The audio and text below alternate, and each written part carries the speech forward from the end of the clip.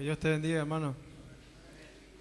Te invito ahí a que me acompañes a orar, así podemos pedirle al Señor que Él nos hable. Amén. Señor, te damos gracias, Señor, por este privilegio que tenemos, Señor, de estar delante de tu presencia, Señor. Gracias por este momento, porque podemos adorarte, alabarte, Señor. Gracias, Señor, por la obra que has hecho en nosotros, Padre. Gracias por lo que tienes para nuestra vida, Señor. Gracias porque tú nos has llamado a salvación, Señor. Gracias porque estábamos perdidos y tú nos has ido a buscar, Señor. Gracias porque estamos en tu casa, Padre. Te pedimos que esta palabra tú la bendigas, Señor, y que sea palabra tuya y no de hombre, Padre. En el nombre de Jesús. Amén y amén. Amén, hermanos. Recién escuchaba un poquito el testimonio de nuestro hermano y por ahí qué triste es ver cuando hay muchos que han sido llamados por el Señor y desisten de ese llamado, ¿no? El Señor tiene cosas muy buenas preparadas para tu vida. Dice que Él tiene pensamientos de bien y de paz para nosotros. Porque hay otra parte también que dice en Isaías que los pensamientos del Señor son más altos que nuestros pensamientos. Muchas veces los pensamientos que nosotros tenemos son muy cortos, pensamientos pequeños, pero el Señor tiene grandes cosas para nosotros. Y tenés que entender que el Señor nos envía a predicar su palabra. Y es un tremendo privilegio. Hoy en la mañana leía un poquito, ¿no?, lo que le decía Juan el Bautista. No vino a predicar el Evangelio, a preparar el camino del Señor. Tenemos que saber que el Señor viene y predicar el Evangelio a aquellos que están perdidos, como un día se nos ha predicado a nosotros. Y eso es lo que el Señor nos manda, a predicar el Evangelio. Y qué bueno que no te pierdas este privilegio que tenemos, hermano, porque es un privilegio enorme de haber sido llamado por el Señor. Y qué bueno que puedas tomar ese llamado para tu vida y puedas decirme: Señor, heme aquí, estoy acá dispuesto a todo. Porque cuando uno le entrega su vida al Señor, el Señor te va a usar grandemente, hermano. Como la vida del hermano, a mí, yo estuve, como le contaba el otro día, viajé por un montón de lugares. Y el Señor me mandó con esa misión de predicar el Evangelio y de llevarle la palabra a aquellos que están perdidos. Y ese es el privilegio que no tenemos que perder, hermanos. Amén. Dice que el Señor no vino a condenar al mundo, sino a salvar al mundo. Y si nosotros somos discípulos del Señor, tenemos que hacer lo mismo. Tenemos que salvar a los que están perdidos, predicar el Evangelio. Te quería compartir una enseñanza de Jesús. Vamos a abrir en Mateo capítulo 7, versículo 1. Esta palabra la estaba leyendo el otro día y justo vino un hermano y me dice, y leyó la misma palabra y me confirmó esta palabra, ¿no? Y el Evangelio de Mateo capítulo 7, versículo 1 es una enseñanza de Jesús y dice el título: el juzgar a los demás. Y acá dice: no juzguéis para que no seas juzgado, porque con el juicio con que juzgáis seréis juzgados, y con la medida con que medís os serás medido. Porque miras la paja que está en el ojo de tu hermano y no echas de ver la viga de tu propio ojo. O cómo dirás a tu hermano: déjame sacar la paja de tu ojo, y aquí la viga en el ojo tuyo. Hipócrita, saca primero la viga de tu propio ojo, y entonces verás bien para sacar la paja del ojo de tu hermano. Amén. Acá Jesús dice: no juzguéis para que no seas juzgado. Acá Jesús habla sobre el juicio de Dios. Si nosotros no queremos ser juzgados, tampoco debemos de juzgar. ¿A cuánto le gustaría ir al cielo sin ser juzgado? Que el Señor vaya y diga: entra en el gozo de tu Señor, porque nosotros no hemos juzgado. Y acá dice: con la medida con que medís os serás medido.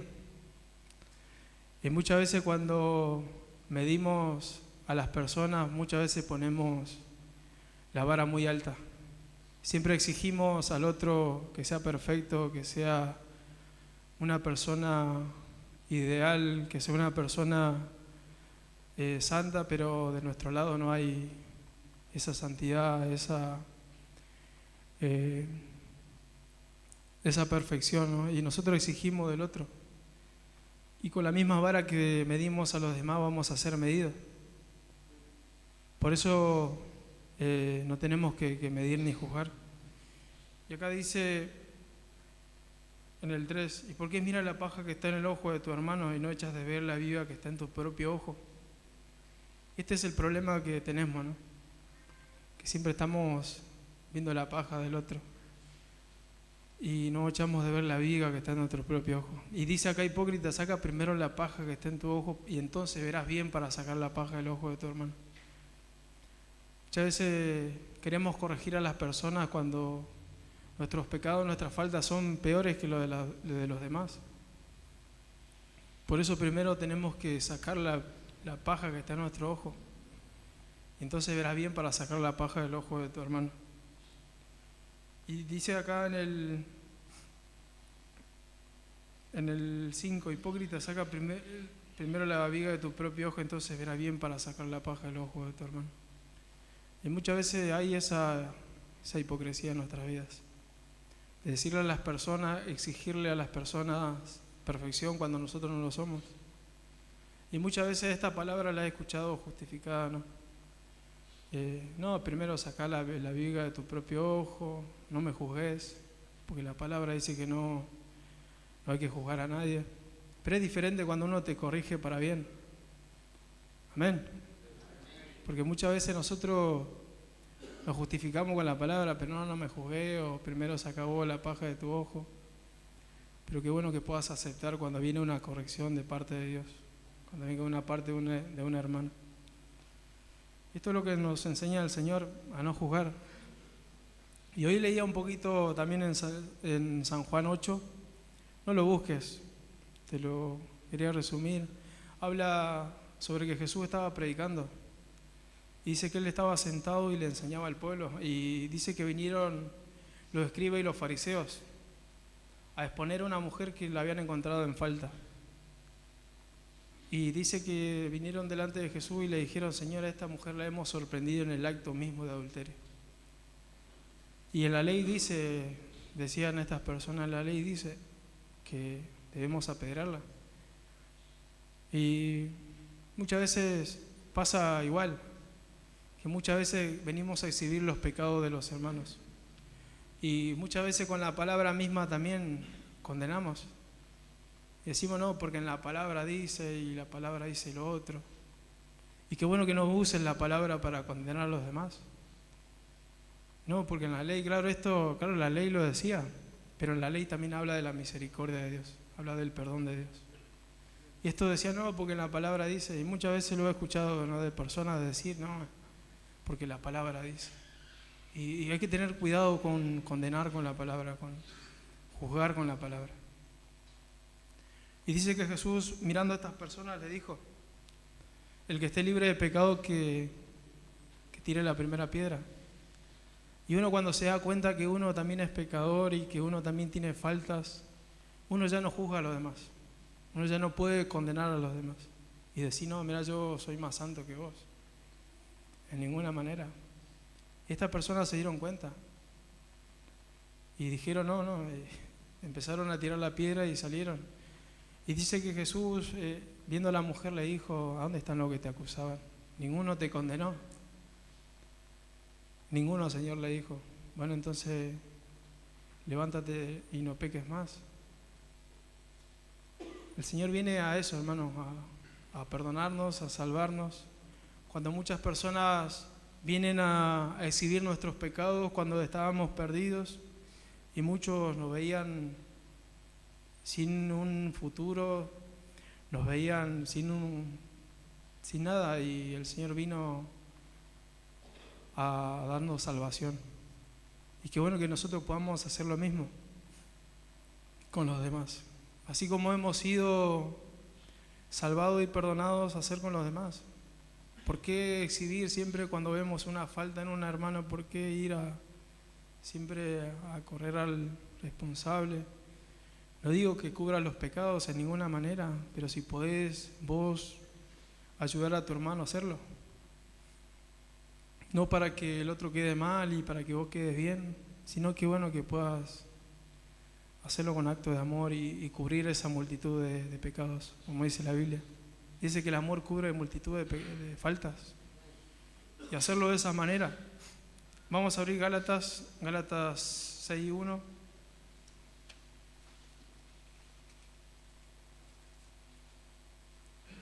Es un solo versículo. Dice: hermanos, si alguno fuese sorprendido en alguna falta, vosotros que sois espirituales, restaurarlo con el espíritu de mansedumbre, como considerándote a ti mismo, no sé que tú también seas tentado.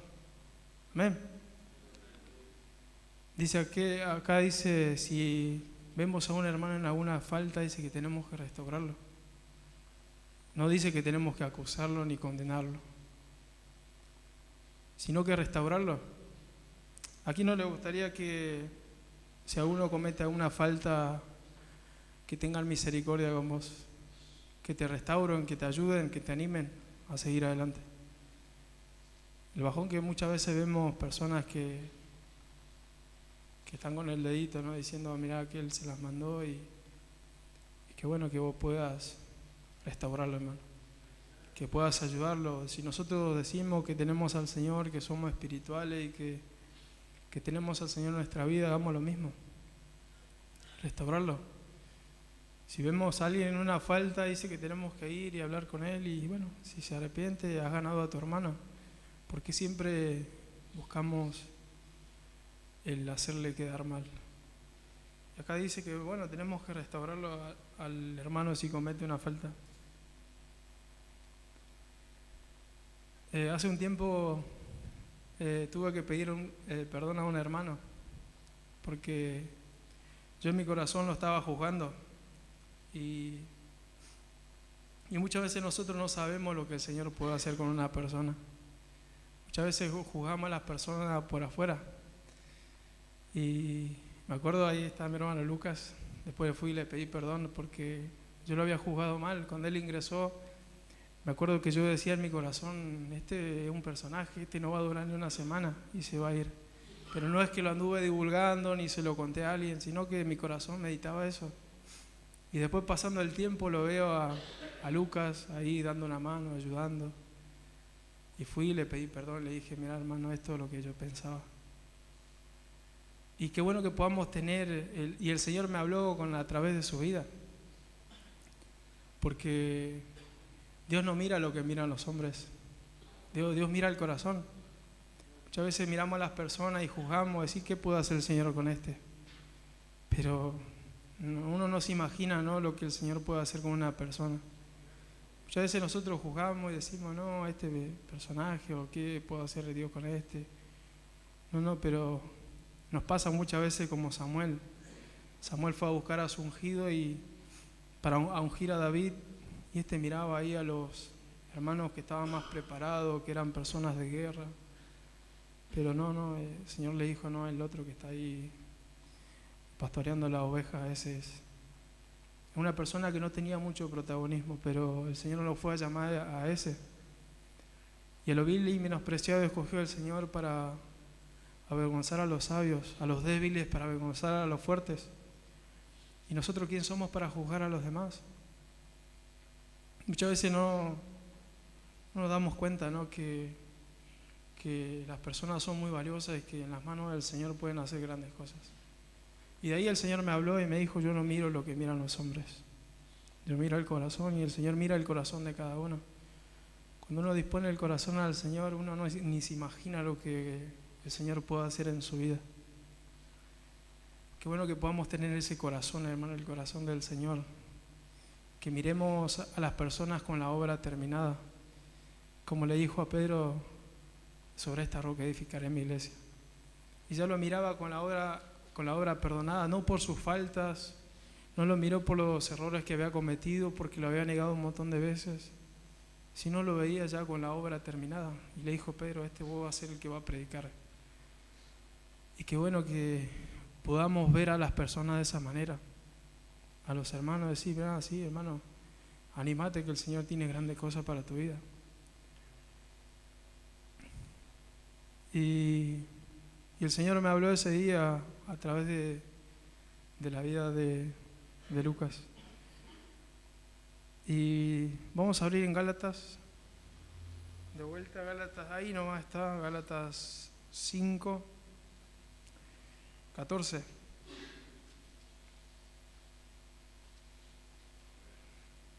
Dice, porque la ley en esta sola palabra se cumple: amarás a tu prójimo como a ti mismo. Pero si os mordéis y os coméis unos a otros, mirad que también no os consumáis unos a otros. Amén. En esta sola palabra se resume la ley: en amarás a tu prójimo como a ti mismo. Y uno dice, ¿cómo te gustaría que te amen? ¿Cómo te gustaría que te traten? Vos tenés que amar al que tenés al lado. El otro día nuestro hermano decía, no, ¿quién es tu prójimo? El que está ahí al lado tuyo, el próximo. ¿Y cómo te gustaría que te amen? Si te encuentran una falta, ¿te gustaría que te ayuden? Que no te juzguen, que te perdonen, que te animen. Y bueno, vas a hacer lo mismo con tu prójimo.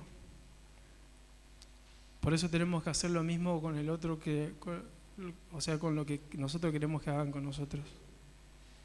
Y en esta sola cosa se resume toda la ley y los profetas, hermano. Que ames a tu prójimo como a vos mismo. Y a uno no le gustaría que lo juzguen, y nosotros tampoco debemos de juzgar. A nosotros no nos gustaría que nos condenen, y tampoco debemos condenar a los demás. Y a nosotros nos gustaría que suplan nuestras necesidades, y también lo tenemos que hacer con el otro y no mirar por nosotros mismos. Y ese es eso es lo que tiene que estar en nuestro corazón, hermano, el amar a nuestro prójimo como a nosotros mismos. Y te quería terminar compartiendo en el Evangelio de Juan, capítulo 3, versículo 16, una palabra conocidísima.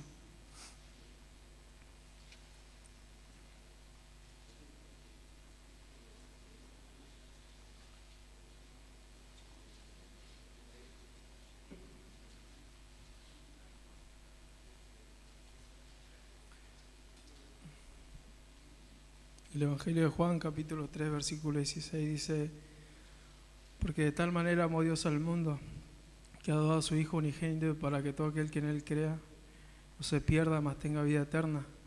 Pero no envió Dios a su Hijo al mundo para condenar al mundo, sino para que el mundo sea salvo por Él. Amén. Esta es la expresión más grande de amor que hubo sobre la humanidad. Que el Señor venga a morir por nuestros pecados, por nosotros, que nadie daba nada por nosotros. Y acá dice que no vino a condenar al mundo, sino a salvar al mundo, porque el mundo ya estaba condenado, estaba directamente perdido, y el Señor vino a salvarnos, y nosotros debemos hacer lo mismo con los demás. Así que te quería invitar a que te pongas de pie donde estás y que podamos orar.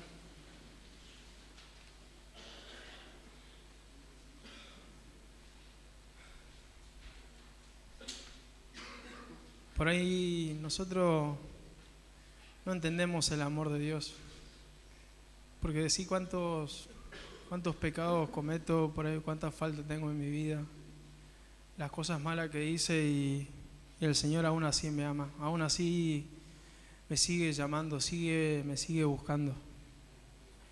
Y ese es el amor incomprensible. Hay una canción que dice, ¿no? Ese amor incomprensible. Por ahí no logramos entender ese amor, ¿no? Pero qué bueno que puedas cerrar tus ojos ahí donde estás, así oramos al Señor. Le pidamos que Él llene nuestros corazones con ese amor. Señor, gracias te damos, Padre, por tu amor, Señor, porque tu amor nunca se acaba. Gracias por la misericordia que tienes, Señor, con nosotros. Gracias porque tú no nos has venido a condenar, sino a salvar, Señor. Señor, gracias por todo lo que vienes haciendo en nuestras vidas, Señor. Queremos pedirte que nos llenes, Señor, de tu amor, de tu gracia. Que nos llenes de tu Espíritu Santo en esta hora, Señor. Queremos que tu Espíritu Santo descienda en este lugar, llenando los corazones, Señor. Gracias por todo lo que tienes preparado para cada uno de nosotros, Señor. Bendice la vida de mis hermanos en este lugar. Bendice al que está débil, al que está cansado, Señor. Al que no tiene fuerza, Señor. Multiplícala, Señor. Padre, te pedimos por nuestra familia, Señor, a la distancia. Por aquellas personas que nos miran a través de las redes sociales. Por aquellas personas que nos piden oración, Señor, por sanidad. Señor, y te dejamos esta noche en tus manos. Gracias por